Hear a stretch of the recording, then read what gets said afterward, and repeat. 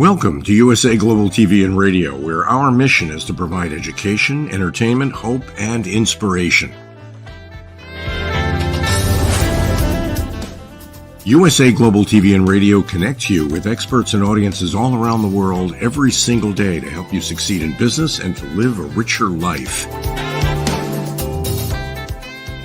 Visit us at usaglobaltv.com to learn about career and life-changing training and mentoring programs like the Listening Mentor. Subscribe to our newsletter to stay informed about our special programs and offers. Discover how you can become a guest on one of our shows or a host or producer of a USA Global TV and Radio show of your very own. That's USA Global TV and Radio, where the doctor is always in.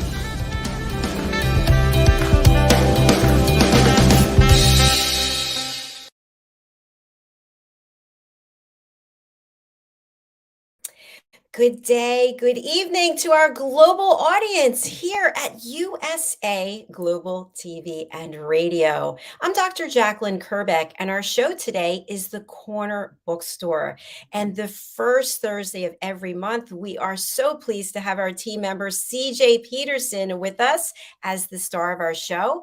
And we also have a very special guest who is one of our team members and a dear friend, Mr. red.olaughlin. So let's get this show started. Let's welcome CJ to the program.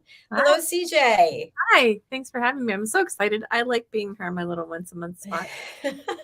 Well, we love having you. You know, you obviously are so productive and so busy bringing value and helping people all over the world with the work that you do. Tell our audience a little bit about what it is that you're doing when you're not here. Pretty much a lot of things. I'm an author, blogger, podcaster, publisher, speaker, and I'm also now a student. So going back to school. So it's just, a few things here and there. I have a couple authors who currently have books that are getting ready to be published. So I'm helping them move through that publishing phase. And I'm working on a book that's going to be coming out at the end of August. So lots of stuff. So tell us about school. That's super exciting. I want to go back to school, and so I want to be a private investigator, which is like great for the author side of me. Yes. But I also know that I can only do that for so long. So I'm going for criminal justice and paralegal. That way I can fall back in the paralegal.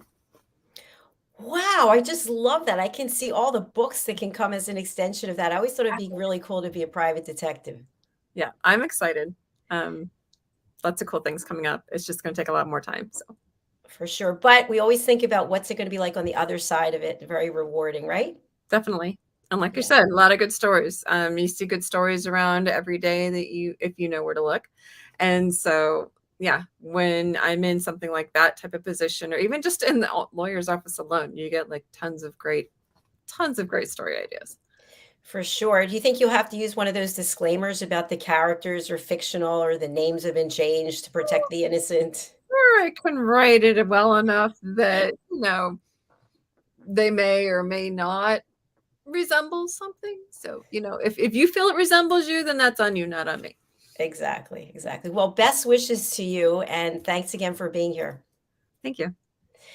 I'm excited to welcome a dear friend, someone who has helped me in so many ways, not just in terms of writing and publishing and getting books to be #1 bestsellers and #1 new releases, but really in the area of health, nutrition, and wellness. Red has just given me so much information. I love all of his shows. He's an expert presenter on Talking Heads.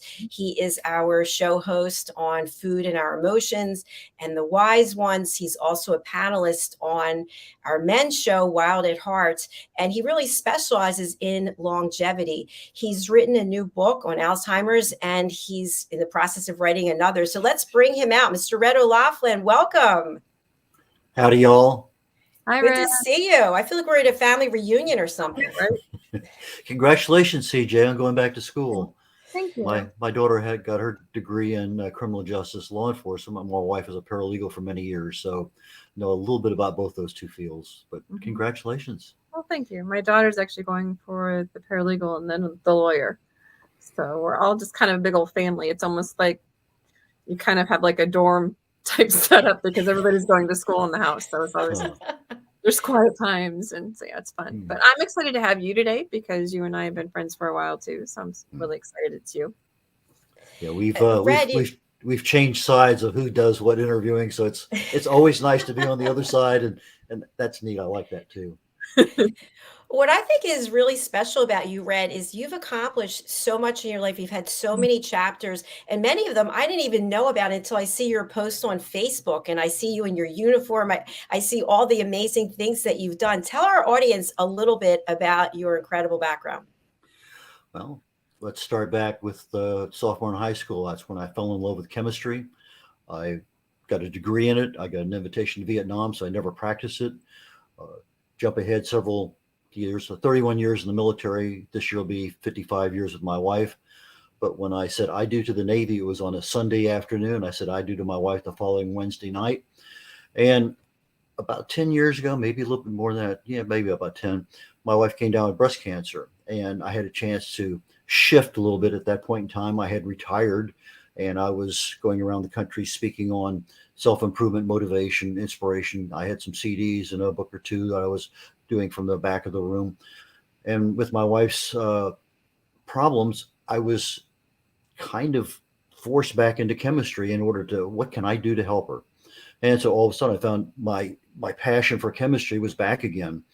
And I shifted everything. I started writing books on health and wellness. I wrote over 1,000 blogs. In fact, I have almost 1,000 original content articles on LinkedIn, mostly with health and wellness. Then I kind of shifted straight into longevity. I have a book on what are the causes of aging. And as a general shift, my whole focus is what causes things to happen? Why does this work? And in chemistry, A equal, plus B gives you something. Well, it's very, very definitive, and it answers that question of why. And so as I'm now putting things together, I'm trying to share that information, providing awareness and education to people.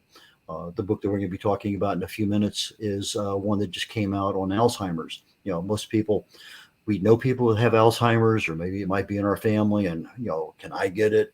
What can I do about it? Those are all things that we have a concern about, but until it hits us in the face, we really don't take a whole lot of action.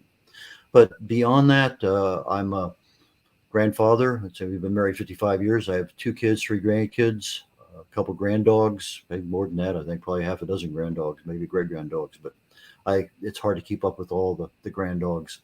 Beyond that, I here in the Houston area, I just love my 6 Saturdays and Sunday every week, and I do as much research as I can.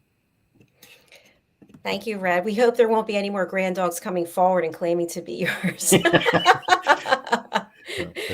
So I think what's really spectacular is that you, at least I know for me, you get people to think about their behavior and their lifestyle and what it is they're doing. And something that you always share is, treat a symptom, you'll always be treating a symptom. And what we're doing today has a major impact on what's going to happen to us in the future. And I know for parts of my life, I've kind of been like, who cares? I'm not going to worry about it. But when you see it in your own family and you see the result of behavior and what it actually can cause, you start to take pause.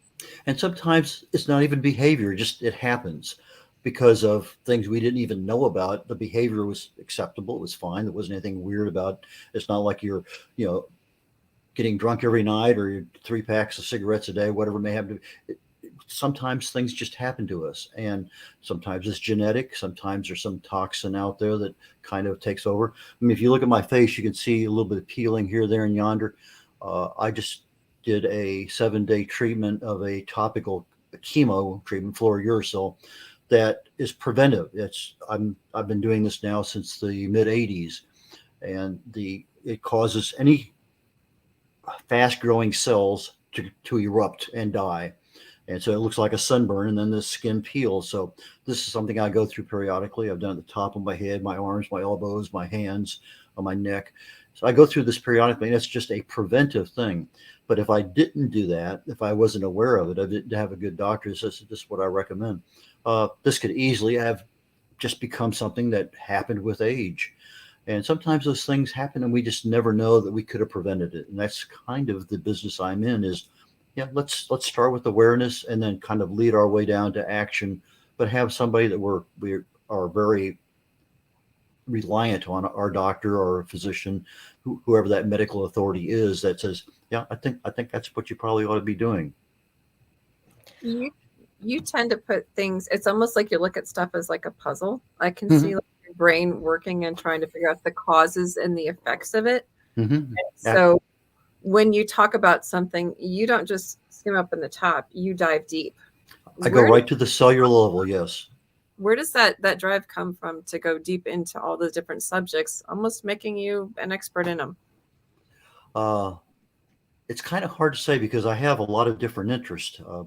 My, I say what called commercial civilian career in the military, I was in anti-submarine warfare for 16 years. I was fighting Russian submarines, the Cold War threat. I have a lot of time, almost 1,000 flights, several hundred missions that I was actually on top of Russian submarines 1,000 miles from the nearest land. And that was part of my life at that time. I ended up in civilian world, and one of the, my major was chemistry, but my minor was math and physics. And as I was getting into a civilian field, I came across a math area in statistics that I fell in love with. In fact, I took statistics in college as an elective. It was in the sociology department. And people back then, you didn't take stat as an elective. It was one of those things that you had to take it. And I went over to I promise you, it's still. And let me tell you a little story, because it's something that I was working on a PhD at the University of Houston in international business, and I had to take 9 hours of stat.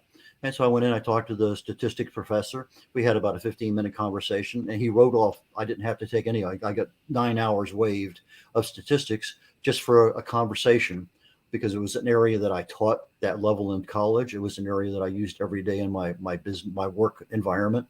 But when you start looking at why do things happen, one of the things that I became certified in very late in my career was a particular topic called taproot. In other words, why did this happen? We're looking at some kind of function failure. Why did that happen? Okay, well, why did that happen? Okay, well, why did that happen? And you go down about 7 levels and you get to a root cause. And so, unbeknownst to me, part of my civilian training in looking at why did this fail, and there are so many different things that could happen. You go down each one of those little paths. Why? Okay, let's go. Why? And then all of a sudden, now you have something that if you fix it, it's not going to happen again. Or if it happens again, you know exactly what happened. And now, why did that person allow that to happen? Were they not trained well enough? Was the equipment not, properly? Anyway, so the why kind of forced me into the help from my wife. Well, why is this happening this way? And ironically, probably one of the best people to talk to when you're involved in chemotherapy are the chemotherapy nurses, because they get the feedback from the patients. Well, I did this, or somebody told me to do this and it worked, and I'm feeling good, or I'm feeling worse. And those things are the things that you glean. Okay, well, let me do some research on that. Let me find out what is that? What does it do? Why does it do that? Or why does it not do that? And so the why became a big factor in trying to help my wife through chemotherapy. And then it just kind of evolved into, well, why do we get older? Here I'll be 77 this year. And what can I do to be more functional? I think all of us would like to live to a ripe old age, but we don't want somebody changing our diaper for the last 5 or 10 years of our life. That's not a good quality of life. We want to be able to do everything we can do now later on in life, and have that freedom and flexibility. So those are the things that kind of evolved and got me to where I am today. It's really fascinating, Red. And as I mentioned, when I'm producing your talking head show, I'm writing things down. I'm trying things out. I told you that exercise, stand up without touching anything. And something that really sort of got me thinking about Alzheimer's, and we're going to be showing your website and your book very shortly, is that the information that we receive typically for the patient, they're not going to be able to weigh in on any of the possible things that could be done to help slow down the process, because I just know, I've seen it, is they can't comprehend it. It doesn't make any sense. So if you're a caregiver, you actually have to take the information and decide what to do with it and how to put it into action to help someone you care about. When you're talking about Alzheimer's, you're absolutely correct, because there's a point in time that you can as an individual with it, begin to make some changes. But it's very difficult because it's not something that we're aware of, or what am I going to do? I don't know. And well, I read this thing, or saw this YouTube video.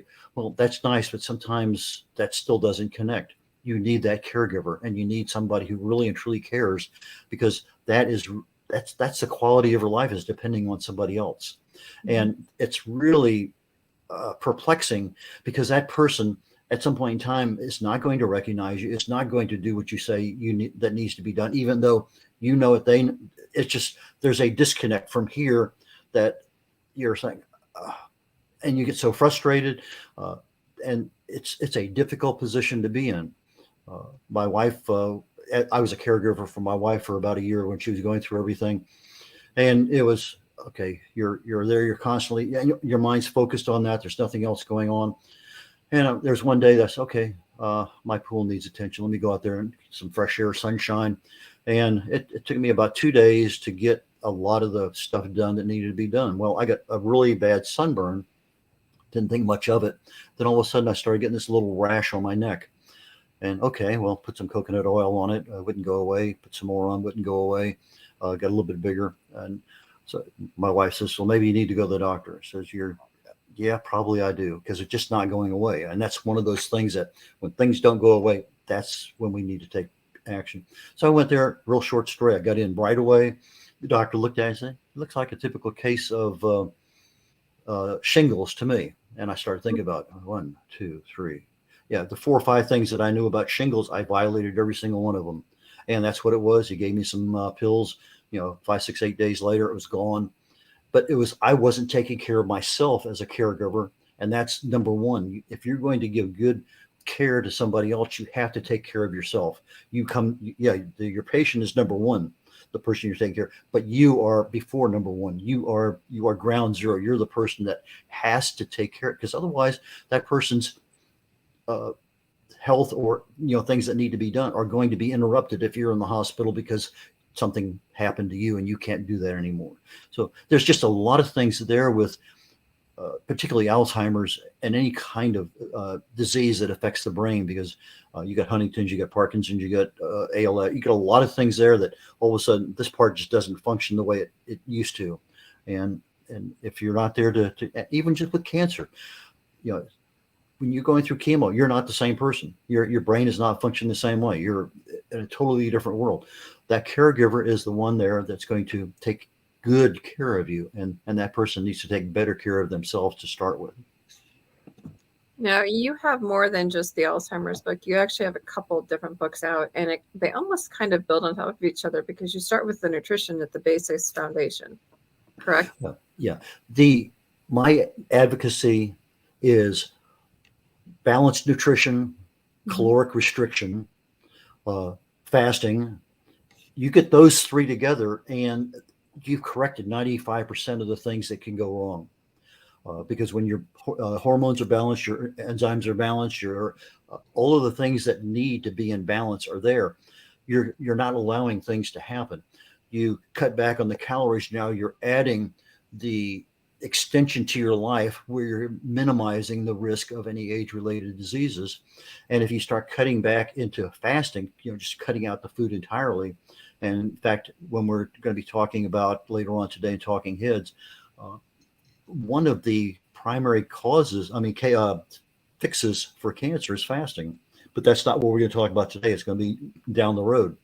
But there's been remarkable success with just fasting only. And like I say, it's probably going to be section 2 or 3 that I'm really going to be getting into fasting and how that improves, cures. I hate to use that word, cures, but it makes a significant difference in the ability of cancer cells to grow, because you're not providing them any food.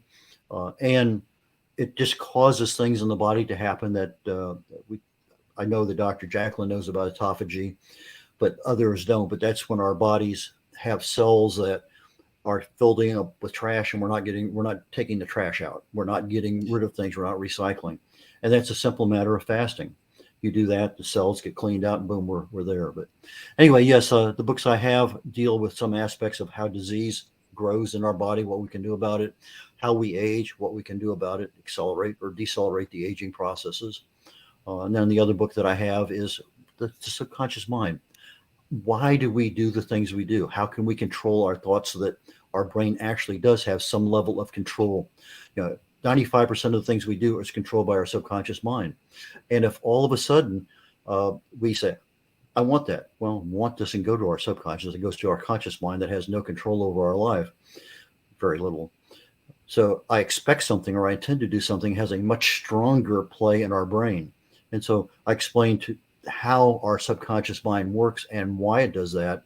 And so those are my primary books. And the one you have up there right now on Alzheimer's, I go into the basic causes that I found, and I found another half a dozen since then that I'll be coming out with. But And it's more than just, do this and do that to fix this and do that. You actually take it down to the core of helping people to understand the cause and the effect. And that I appreciate. It's to a level that standard people don't have to be like a, emergency medical technician or a doctor or a nurse to figure out what you're saying. You take it to layman's terms. Well, I do my best to do that. And when I have a blog or an article that I post nowadays, for the last several years since COVID, I'll put in the exact link of the reference that I'm using. So if somebody wants I may take a 3 or 4 or 5 page article and condense it down to 2 paragraphs of nice, easy to read, understandable. But if you have a real interest in that, you can go straight to that article and get the details, and you get the links that were in there. There may be 40 or 50 other references in that particular article of information that's interesting or entertaining or needed. And so I try to provide both. Here's a quick overview, but I'm diving down to say this is why it works. But if you want more information, click here. Mm-hmm. Red, as a result of meeting you, I've shared this before, but I've been doing intermittent fasting because I have autoimmune diseases. And what I'd love for you to talk a little bit about is, if people are interested in intermittent fasting, is this a great way to lose weight, or is this really for longevity, or could it be for both? All the above. There's intermittent fasting can be done in a number of different ways. It essentially means that I'm going to have a longer period of fasting, not eating, between the times I eat. Now, if I eat 1 meal a day, that means like 22 hours I'm fasting. Well, that's not practical for a lot of people, but it can be worked into. But a lot of people start out, well, I'm eating 12 hours, sleeping 12 hours, not eating, whatever. So 12 hours, maybe bump it up to 14 hours. I don't eat for 14 hours. Well, if I go to bed at night, I get up in the morning, I'm always hungry. Well, you get up in the morning and we have a habit. First thing I need is I go to the bathroom. I got to brush my teeth. I got to have my cup of coffee. I got to have whatever. And because of decades of having breakfast, I have a habit of eating. Well, when you look at the Eastern philosophy, they're saying, I don't care whether you have breakfast or not. It's not that important. But Western philosophy says breakfast is the most important meal of the day. Break fast. That is what you need. But in reality, you don't need to. I mean, my first meal of the day is generally around 3 or 4 o'clock in the afternoon. I may have some tea, I may have some water, but I'm not having any food. And that morning time is more dehydration. I have something that I need to get into my body. But that intermittent fasting, it does several things. You get to about 17 hours of an intermittent fast, and that's not difficult to do. That means that you have 7, 8 hours that you can actually eat a day. And that's generally the time we're at work or awake. But at 17 hours, a process happens in the body. It's called autophagy. That's where the trash trucks and the recyclers show up at every single cell in the body, and they take the trash out of the cells. They allow the cells to do their function. You're not overloading them with a lot of stuff in there that's not needed. And if you don't, then the problem is the cells can't do their job. So from a health perspective, you're now allowing the cellular level of the body where all the energy, everything that needs to happen is generated. And so at 17 hours, it starts. You flip on the switch, but it's not an on-off switch. It's a kind of a rheostat. You're turning it on. At 72 hours, it's fully functional, 100%. So I do a 72-hour fast every month, and that's to clean out everything that's not functioning in the body. So yes, 72 hours, you will lose a little bit of weight, but it's more for health and longevity. The aspect of intermittent fasting is you're allowing the body to rest and relax. The liver has to process everything that you have in there. If you're constantly eating 3, 4, 5, 6 meals a day, that liver is working overtime. You're not allowing it the time that it needs to really do its job. And when now you put more stuff on top, it has things in there, toxins or whatever, and it's going to store it in fat molecules somewhere in the body because it has new stuff coming in. It has to take care of it. So from an intermittent fasting, yes, we need the time for the body to rest and recuperate, repair itself. In order to do that, you have to have the right kinds of foods in the body to do that. A lot of sulfur, a lot of other things. So you have those kinds of things going on. Now, yes, we're not taking in as many calories. In fact, ironically speaking, Dr. JACALYN, Wendy Peltz, I think, yes, Dr. Wynn, she started taking her patients, say, okay, intermittent fast. You can eat whatever you're eating right now, but I only want you to eat it within this window, 6-hour window or whatever. And they ate the exact same things and they lost weight because their bodies had a chance to do everything. So then she said, okay, you can do whatever you want, except you can't have this unless you're out somewhere. And again, they lost some more. And I'm not talking about 30, 40, 50 pounds. We're talking about some significant weight loss, all because of intermittent fasting. But so the body gains from a health perspective, the body loses weight, again, from a health perspective. So from an intermittent fasting perspective, it's a great thing to be doing. And periodically, a prolonged 24, 48-hour fast, you'll get more of the autophagy benefits from that kind of thing. And as we're going to be talking about here in a couple episodes on Talking Heads, that long-term fast is probably something that may even be a life-healing event in the event of cancer. Well, I have a question regarding that. I'm hypoglycemic. So how does that work for somebody with hypoglycemia? Oh, I'm so sorry. It's not fun. Yeah. But, you know, it still causes a problem when everyone's like, you know, you need to fast. Yeah. That's a great idea. Yeah, it's an area that I'm going to say you need to talk to your doctor to find out what can you do. You know, there are certain things. There's a thing called a fasting mimicking diet. This FMD means that you actually take in food, about 550 calories, maybe 800 calories, depending on where you're at. But it's set up as a 5-day window. And they're using it. This is Dr. Walter Longo at the University of California, Southern California. And the fasting mimicking diet, your body thinks it's fasting, but it's not. It's actually eating food. And so it may be that a fasting mimicking diet might be an option for you as hypoglycemic. But you're talking about a physical condition that you have. I'm not a doctor, never have been, I've never been in that field. But it's an area that you really need to talk to a professional in. And so from that perspective, I'd say, talk to your doctor, find out what can you do. The fasting, maybe if you're getting into a ketogenic kind of environment where you're not putting carbohydrates into the body, and I'm not sure that's really desirable on the alternative to hypoglycemia. So there's issues there you really need to talk to a professional on. But the fasting mimicking diet might be an option for you. And there's a lot of information out there. Dr. Volter, V-A-L-T-E-R, Longo, L-O-N-G-O, is the one who created that. And he does it with a 5-day fast. And they combine fasting and breast cancer chemotherapy together. They found out either one was almost equal on a 3-day fast. They do a 72-hour fast in preparation for chemo. But on the 5-day fast, they're actually using it to rebuild beta cells in your pancreas so that you can start overcoming type 2 diabetes. And in some cases in laboratory animals, they actually corrected type 1 diabetes. I appreciate that. Thank you. Red, a question I have for you in your latest book, Understanding the Causes of Alzheimer's Disease. Is it possible, let's zoom in, hold on.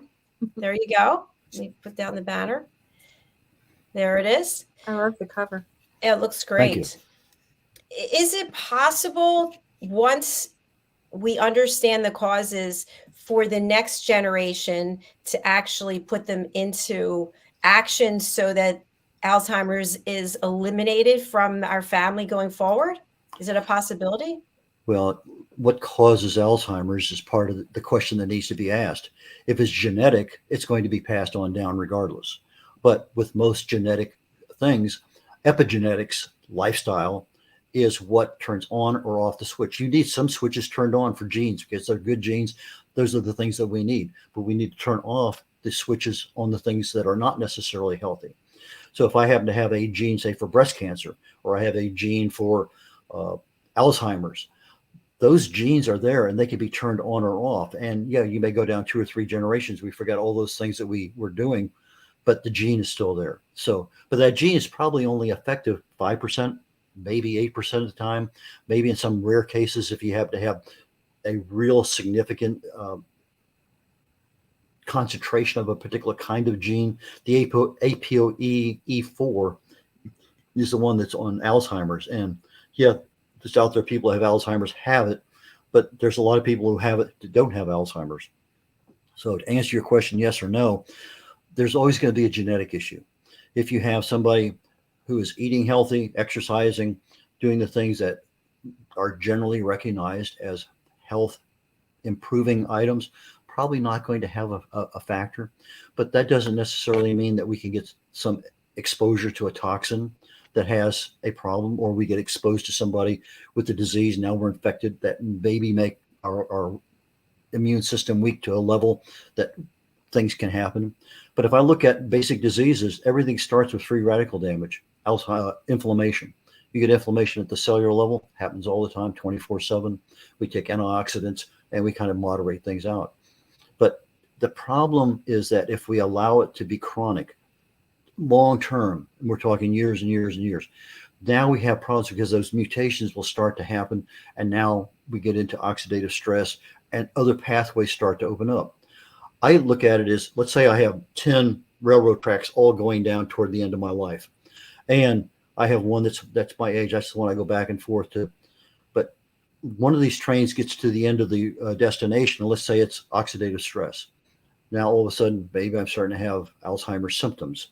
I take a pill for that. Okay, fine. But now an amyloid beta train arise, or a tau tangle, or acetylcholine, or excitotoxicity train arise. Now I've treated that symptom, but these other causes are now starting to arrive and starting to back up. So we treated everything we knew, but we didn't treat the things we didn't know about. And the way the pharmaceutical industry works, they treat a particular cause, and that's it. Okay, so I have to ask you this.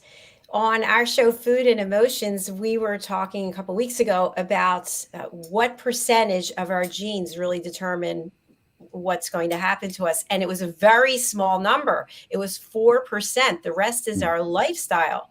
So you were just talking about it's genetics. So I know you mentioned about switches. Can you talk a little bit more about that with the percentages versus the lifestyle? Yeah, 4%, 5%. It depends on a particular gene. One might be 8%, one might be 3%. But in a general deal, 4 or 5%, that is probably the risk you have. So if you have 20 people out there, they all have the same gene. 19 of those people will probably keep the gene turned off if it's a bad gene for your health, and one person will not. So that's 1 out of 19, 5%. But our lifestyle, what do we eat? What do we exercise? Do we control stress? Do we control our weight? There are a lot of things out. How well is our sleep? Do we control the toxins in our body? There are a lot of lifestyle issues that we make choices every day as to what we eat, what we do, what we think about, who we associate with. Those are the things that turn on and off the switches. And if we're doing the exact same thing every single day, let's say I'm not exercising, well, that may have an effect down the road on a particular gene. If I am eating the same foods every day, and there's a lot of processed foods because there's another 30 ingredients that go into making that particular food, over time, those things are going to build up and have an effect. So the issue is the gene will probably be controlled initially by our youth and the things we're doing. But over time, we're going to have accumulation of enough stuff that our lifestyle, you start smoking, you start overindulging in alcohol, you're not allowing stress to leave your life. 70%, 80% of every doctor's visit has some genesis in stress because we're not controlling it. So those are the things that control the genes. And so if we have control over our diet, our stress, our sleep, then chances are we are able to control that aspect of keeping the right gene turned on and the wrong gene turned off. You're always fascinating to talk to, and we appreciate that about you. Thank you. Well, I know that 2 of the books are out. When is this one coming out, and how can people find you online? Where's your website? Okay, the book we're talking about right now is Understanding the Causes of Alzheimer's Disease. It's been out since the beginning of last month. Oh, cool. It's available on Amazon. It's available on my website. My website is red.olaughlin.com, red like the color, R-E-D, Olaughlin, OLAUGHLIN.com. So it's available. You can purchase it there. I set it out originally as I think $1.99 on the Kindle book. I couldn't put it any cheaper than that. The cheapest I could put it on Amazon to get the book out is $5.80. I have not changed it since then. Very shortly, it will be $18.77 like it is with all the rest of my books. So it's available right now today, and probably will be at least through Easter for sure at $5.80, because that's the lowest price that Amazon will allow me to do it. So I'm not making any profit on it, but I want to get the information out there. So if somebody's interested in it, the paperback is available, the ebook is available, and it goes into inflammation, oxidative stress, the beta amyloid protein, the tangles, the excitotoxicity, acetylcholine. It's a neurotransmitter, and we start having problems with balance of that. We end up with all sorts of neuropathic issues.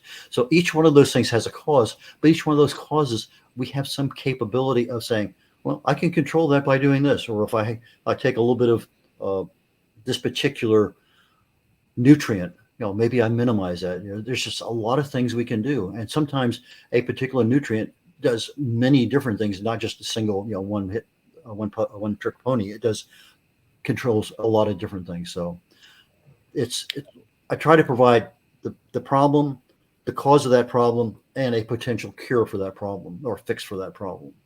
So you've tackled Alzheimer's, you've tackled aging, you've tackled nutrition. What's next? The next book I'm coming out with is How to Write and Publish Your Book for Free. Just like you, CJ, I am a publisher. Mm-hmm. I publish primarily for new authors. The things that you need to write a book are relatively simple. I mean, particularly nowadays with the Chat GPT and other AI things out there. In fact, I'm updating the book for Chat GPT to talk about an AI ability to write a book. Otherwise, the book would be published right now. But the How to Write and Publish Your Book for Free, writing the book is easy. Editing the book, a little bit more difficult. It's just a different mindset. Proofing, relatively simple. Publishing can be simple if people are familiar enough with how to format a book and do what you need to do. The hardest part is marketing. It's once that book is done, your job's not done as an author. That's the hard part. That's getting the book out to the world so that people can benefit by what you're sharing. And so why not start publishing your book, writing your book, knowing what you need to do to publish it so that can be set up, and then marketing your book all at the same time. So now I have two trains down parallel tracks: my writing that's going to end up in the station to publish, and my marketing campaign that's letting the world know I have this book, so I don't have to publish the book and then tell the world I have it. So I start generating interest. But those things can be done, and that's what I'm doing now in my next book, is How to Write and Publish your Book for Free. Cool. Thank you. Thank you so much, Red. You are a wealth of information. And as I've said so many times, you are an absolute pleasure to work with and a great friend. So thank you for all that you've done to enlighten me and my life and this platform here at USA Global TV and Radio. Thank you, Dr. Jacalyn. Thank you, CJ. I really and truly appreciate this opportunity. As I said, you're always a font of information. So thank you for sharing. And thank you for having that book, because a lot of people either know somebody or is like an immediate relative to somebody who's dealing with Alzheimer's. So the fact that you're just trying to get it level enough that people can afford the information is admirable. So thank you. Appreciate it. Thank you all both. Red, just tell our audience we'll be seeing you a little bit later today for the Wise Ones and Talking Heads. You alluded to it, but can you just give some more information? Yeah, the USA Global TV and Radio Network has a number of shows. This show is one of them, the Corner Bookstore. There's another show coming up in about an hour. It's called The Wise Ones.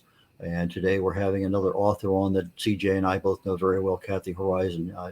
She's related to the founding of the United States with the Plymouth Rock. And she's going to be talking about her book. There's a lot of research that she did there over the last 400 years of history of her family and what happened. But the Wise Ones, we have guests that show up, and Dr. Jacalyn and I have an opportunity to have a conversation. And that conversation is just, wherever it goes. But we have a lot of value, a lot of experiences that we can put out there, and we try to make the star of the show that person who is being. It's not an interview. It's having a conversation. And so the Wise Ones is every week. at 2 o'clock Eastern Time on USA Global TV and Radio Network. The show immediately following that on Thursdays is Talking Heads. There's a number of different Talking Head shows with different experts. My expert is on health and wellness. We just finished a series on lifestyle and longevity, 6 episodes. I've done episodes on Alzheimer's and pain control and all sorts of things over time. This next one, I'm talking about cancer. What are the causes? What are the options? And that's going to be a 6-part series starting at 3 o'clock Eastern, 2 o'clock Central this afternoon. And it's about a 30-minute show on the USA Global TV and Radio Network. Always available live or also available on YouTube. And I'm going to turn it back to CJ and Dr. JACALYN and wherever we need to go from here. Thank you so much. And I do want to mention that we are running our shows as replays, actually, right on the channel so that you can see this show later today, probably 2 or 3 more times. And after that, you can go over to our YouTube channel and look for the playlist, The Corner Bookstore. CJ, how can people reach out to you and who would you like to contact you? Well, I'm pretty easy to find. It's cjpetersonwrites.com. There's plenty of places where you can contact me. Like I said, I'm an author, blogger, podcaster, and publisher. My publishing site is texassisterspress.com. That's a lot of S's, so make sure you get them all in there. And yeah, pretty much, reach out and I'll see if I can help you. If I can't, hopefully I can direct you to somebody who can. All right. Thank you very much. I appreciate it. Our next show is coming up. It's the Film and Music Show starring Dr. Madeline Chan and our special guest, Robert J. Moore. So thanks for being here with us. We really do appreciate it. Please tell your friends, tell your network all about USA Global TV and Radio. We provide world-class education, entertainment, hope, and inspiration. If you'd like to be a guest on any of our shows, please go over to our website, which is surprisingly usaglobaltv.com or usaglobaltvandradio.com/book your session. Thank you, Red. Thank you, CJ. Bye, everyone. See you. Bye, y'all. Bye.